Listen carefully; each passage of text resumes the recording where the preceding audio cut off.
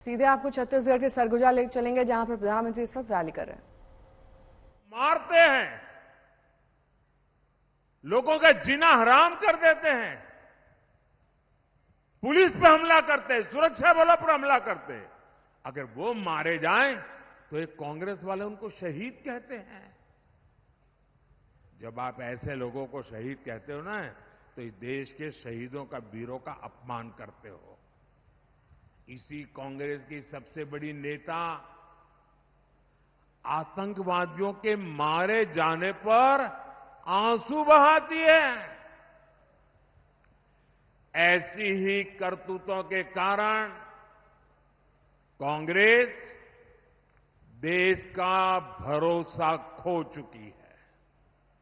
भाइयों और बहनों, आज जब मैं सरगुजा आया हूं तो कांग्रेस की मुस्लिम लीगी सोच को देश के सामने रखना चाहता हूं। और जब उनका मैनिफेस्टो आया, उसी दिन मैंने कह दिया था, आज नहीं कह रहा हूं, उसी दिन कहा था कि कांग्रेस का मैनिफेस्टो पर मुस्लिम लीग की छाप है।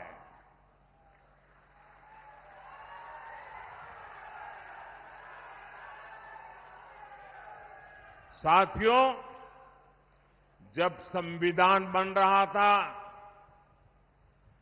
काफी चर्चा विचारणा के बाद देश के सभी बुद्धिमान लोगों के चिंतन मनन के बाद बाबा साहब आंबेडकर के नेतृत्व में ये तय किया गया था कि भारत में धर्म के आधार पर आरक्षण नहीं होगा। आरक्षण होगा तो मेरे दलित भाई बहनों के लिए होगा, मेरे आदिवासी भाई बहनों के लिए होगा, लेकिन धर्म के नाम पर आरक्षण नहीं होगा। लेकिन वोट बैंक की भूखी कांग्रेस ने कभी इन महापुरुषों की बातों की परवाह नहीं की, संविधान की पवित्रता की परवाह नहीं की, बाबा साहब आंबेडकर के शब्दों की परवाह नहीं की। कांग्रेस ने बरसों पहले आंध्र प्रदेश में धर्म के आधार पर आरक्षण देने का प्रयास किया था। फिर कांग्रेस ने इसको पूरे देश में लागू करने की योजना बनाई। इन लोगों ने धर्म के आधार पर 15% आरक्षण की बात कही और ये भी कहा कि एससी, एसटी, ओबीसी का जो कोटा है, उसी में से कम करके, उसी में से चुरा करके ये धर्म के आधार पर कुछ लोगों को आरक्षण दिया जाए। 2009 के अपने घोषणा पत्र में कांग्रेस ने यही इरादा भी जताया। 2014 के कांग्रेस के घोषणा पत्र में भी इन्होंने साफ साफ कहा था कि वो इस मामले को कभी भी छोड़ेंगे नहीं। मतलब धर्म के आधार पर आरक्षण देंगे, अगर दलितों का, आदिवासियों का आरक्षण कट करना पड़े तो करेंगे। कई साल पहले कांग्रेस ने कर्नाटका में धर्म के आधार पर आरक्षण लागू भी कर दिया था। जब वहां बीजेपी सरकार आई तो हमने संविधान के विरुद्ध, बाबा साहब आंबेडकर की भावना के विरुद्ध कांग्रेस ने जो निर्णय किया था, उसको उखाड़ करके फेंक दिया और दलितों को, आदिवासियों को, पिछड़ों को उनका अधिकार वापस दिया। लेकिन कर्नाटक की कांग्रेस सरकार, उसने और एक पाप किया। मुस्लिम समुदाय में जितनी भी जातियां हैं, सबको उन्होंने ओबीसी कोटा में डाल दिया और ओबीसी बना दिया। यानी जो हमारे देश के ओबीसी समाज को लाभ मिलता था, उसका बड़ा हिस्सा कट गया और वो भी वहां चला गया। यानी कांग्रेस ने सामाजिक न्याय का अपमान किया, सामाजिक न्याय की हत्या की। कांग्रेस ने भारत के सेक्युलरिज्म की हत्या की। कर्नाटका अपना यही मॉडल ये कांग्रेस पूरे देश में लागू करना चाहती है। कांग्रेस संविधान बदलकर एससी, एसटी, ओबीसी का हक अपने वोट बैंक को देना चाहती है। भाई और बहनों, ये सिर्फ आपके आरक्षण को ही लूटना नहीं चाहते, उनके तो और बहुत कारनामे हैं। और इसलिए मेरे आदिवासी भाई बहनों को कहना चाहता हूं, मेरे दलित भाई बहनों को कहना चाहता हूं, मैं ओबीसी के भाई बहनों को कहना चाहता हूं, ये कांग्रेस के इरादे नेक नहीं है, संविधान के अनुरूप नहीं है, सामाजिक न्याय के अनुरूप नहीं है, भारत की बिन सांप्रदायिकता के अनुरूप नहीं है। अगर आपके आरक्षण की कोई रक्षा कर सकता है तो सिर्फ और सिर्फ भारतीय जनता पार्टी कर सकती है। और इसलिए आप भारतीय जनता पार्टी को भारी समर्थन दीजिए ताकि कांग्रेस की एक न चले, किसी राज्य में भी वो कोई हरकत न कर सके, इतनी ताकत आप मुझे दीजिए ताकि मैं आपकी रक्षा कर सकूं। साथियों, कांग्रेस की नजर सिर्फ आपके आरक्षण पर ही ऐसा नहीं है। कांग्रेस की नजर आपकी कमाई पर, आपके मकान, दुकान, खेत, खलिहान पर भी है।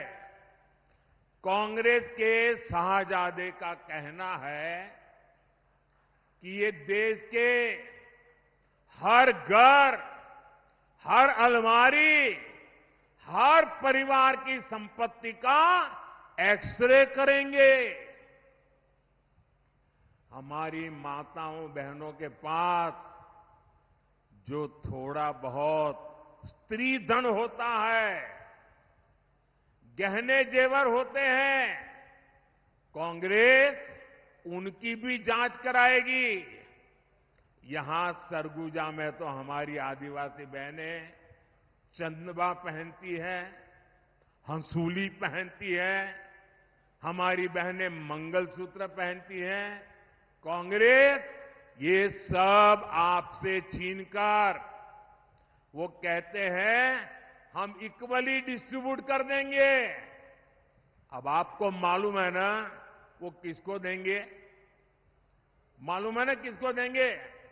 आपसे लूट करके किसको देंगे मालूम है ना? मुझे कहने की जरूरत है क्या? क्या ये पाप करने देंगे क्या आप?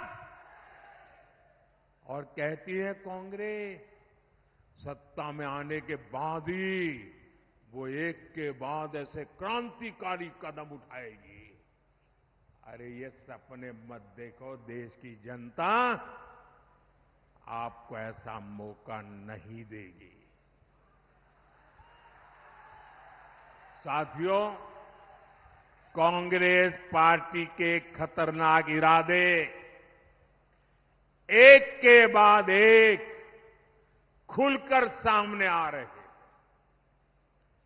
शाही परिवार के शाहजादे के सलाहकार, इस शाही परिवार के शाहजादे के पिताजी के भी सलाहकार,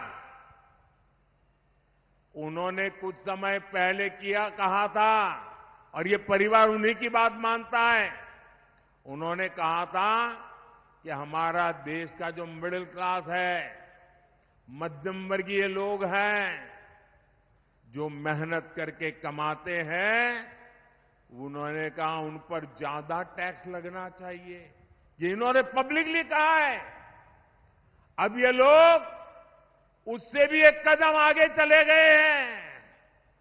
अब कांग्रेस का कहना है कि वो इनहेरिटेंस टैक्स लगाएगी। माता पिता से मिलने वाली विरासत पर भी टैक्स लगाएगी। आप जो अपनी मेहनत से संपत्ति जुटाते हैं, वो आपके बच्चों को नहीं मिलेगी, बल्कि कांग्रेस सरकार का पंजा उसे भी आपसे छीन लेगा। यानी कांग्रेस का मंत्र है कांग्रेस की लूट। कांग्रेस का मंत्र है कांग्रेस की लूट, जिंदगी के साथ भी और जिंदगी के बाद भी। जब तक आप जीवित रहेंगे, कांग्रेस आपको ज्यादा टैक्स से मारेगी, और जब आप जीवित नहीं रहेंगे तो आप पर इनहेरिटेंस टैक्स का बोझ लाद देगी। जिन लोगों ने पूरी कांग्रेस पार्टी पैतृक संपत्ति मानकर अपने बच्चों को दे दी, वो लोग नहीं चाहते कि एक सामान्य भारतीय अपने बच्चों को अपनी संपत्ति दे। भाइयों बहनों, हमारा देश संस्कारों से, संस्कृति से उपभोक्तावादी देश नहीं है। हम संचय करने में विश्वास करते हैं, संवर्धन करने में विश्वास करते हैं, संरक्षित करने में विश्वास करते हैं। आज अगर हमारी प्रकृति बची है, पर्यावरण बचा है, तो हमारे इन संस्कारों के कारण बचा है। हमारे यहां घर में बूढ़े मां बाप होंगे, दादा दादी होंगे, उनके पास एक छोटा सा भी गहना होगा ना, अच्छी एक आध चीज होगी तो संभाल करके रखेगी, खुद भी पहनेगी नहीं। क्यों? वो सोचती है मेरी पोती की जब शादी होगी तो मैं उसको दूंगी, मेरी नाती की जब शादी होगी तो मैं इसको दूंगी। यानी तीन तीन पीढ़ी का सोच करके वो खुद अपना हक भी नहीं भोगती, वो बचा के रखती है ताकि अपने नाते नाती को भी दे सके। ये मेरे देश का स्वभाव है। मेरे देश के लोग कर्ज कर करके जिंदगी जीने के शौकीन लोग नहीं हैं। मेहनत करके जरूरत के हिसाब से खर्च करते हैं और बचाने के स्वभाव के हैं। ये भारत के मूलभूत चिंतन पर, भारत के मूलभूत संस्कार पर ये कांग्रेस पार्टी कड़ा प्रहार करने जा रही है। और उन्होंने कल ये बयान क्यों दिया है, इसका कारण है, एक तो ये सोच उनकी बहुत पुरानी है। आप पुरानी चीजें खोजोगे ना, और ये जो लोग फैक्ट चेक वाले जो है ना, मोदी की बाल की खाल उधड़ने में लगे रहते हैं, जरा कांग्रेस की हर चीज देखिए, आपको हर चीज में ये बू आएगी। मोदी के बाल की खाल उधड़ने में टाइम खराब मत करो। लेकिन मैं कहना चाहता हूं, ये कल तूफान इनके यहां क्यों मच गया, जब मैंने कहा कि अर्बन नक्सल, शहरी माओवादियों ने कांग्रेस पर कब्जा कर लिया है, तो उनको लगा कि कुछ अमेरिका, ये मोदी ने इतना बड़ा आरोप लगाया तो बैलेंस करने के लिए वो उधर की तरफ मुड़ने का नाटक कर रहे हैं। लेकिन वो आपकी संपत्ति को लूटना चाहते हैं, आपके संतानों का हक आज ही लूट लेना चाहते हैं। क्या आपको ये मंजूर है? ये आपको मंजूर है? जरा पूरी ताकत से बताइए, उनके कान पे सुनाई दे, ये मंजूर है? देश से चलने देगा? आपको लूटने देगा? आपके बच्चों की संपत्ति लूटने देगा? साथियों, जितने साल देश में कांग्रेस की सरकार रही, आपका हक का पैसा लूटा जाता रहा। लेकिन भाजपा सरकार आने के बाद अब आपके हक का पैसा आप लोगों पर खर्च हो रहा है। इस पैसे से छत्तीसगढ़ के करीब 13 लाख परिवारों को पक्के घर मिले। इसी पैसे से यहां लाखों परिवारों को मुफ्त राशन मिल रहा है। इसी पैसे से 5 लाख रुपए तक का मुफ्त इलाज मिल रहा है।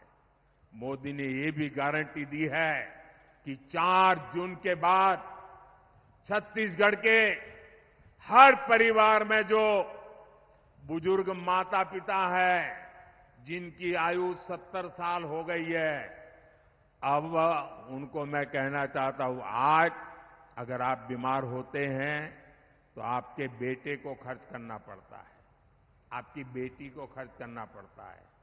अगर 70 साल की उम्र हो गई है और आप बेटे पर बोझ नहीं बनना चाहते, तो ये मोदी आपका बेटा है, आपका इलाज मोदी करेगा, आपके इलाज का खर्च मोदी करेगा। सरगुजा के ही करीब 1 लाख किसानों के बैंक खाते में किसान निधि के 225 करोड़ रुपए जमा हो चुके हैं और ये आगे भी होते रहेंगे। साथियों, यहां सरगुजा में करीब 400 बसाहट ऐसी हैं जहां पहाड़ी कोरवा परिवार रहते हैं। पंडो, माझी, मझवार जैसी अनेक अति पिछड़ी जनजातियां यहां रहती है। छत्तीसगढ़ और दूसरे राज्यों में भी रहती है। हमने पहली बार ऐसी सभी जनजातियों के लिए 24,000 करोड़ रुपए की पीएम जनमन योजना भी बनाई है। इस योजना के तहत पक्के घर, बिजली, पानी, शिक्षा, स्वास्थ्य, कौशल विकास ऐसी सुविधाएं पिछड़ी जनजातियों के गांव तक पहुंचेगी। साथियों, 10 वर्षों में भांति भांति की चुनौतियों के बावजूद यहां रेल, सड़क, अस्पताल, मोबाइल टावर ऐसे अनेक काम हुए हैं। यहां एयरपोर्ट की बरसों पुरानी मांग पूरी की गई है। आपने देखा है, अंबिकापुर से दिल्ली के ट्रेन चली तो कितनी सुविधा हुई है। साथियों, 10 साल में गरीब कल्याण, आदिवासी कल्याण के लिए हमने इतना कुछ किया। लेकिन ये तो सिर्फ ट्रेलर है, ट्रेलर। आने वाले 5 साल में बहुत कुछ करना है। सरगुजा तो स्वर्गजा यानी स्वर्ग की बेटी है। यहां प्राकृतिक सौंदर्य भी है, कला संस्कृति भी है, बड़े मंदिर भी है। हमें इस क्षेत्र को बहुत आगे लेकर जाना है और इसलिए आपको हर बूथ पर कमल खिलाना है। साथियों, 24 के इस चुनाव में आपका ये सेवक नरेंद्र मोदी को आपका आशीर्वाद चाहिए। मैं आपसे आशीर्वाद मांगने आया हूं। आपको केवल एक सांसद ही नहीं चुनना, बल्कि देश का उज्जवल भविष्य चुनना है। अपने आने वाली पीढ़ियों का भविष्य चुनना है। इसलिए राष्ट्र निर्माण का ये मौका बिल्कुल न गंवाएं।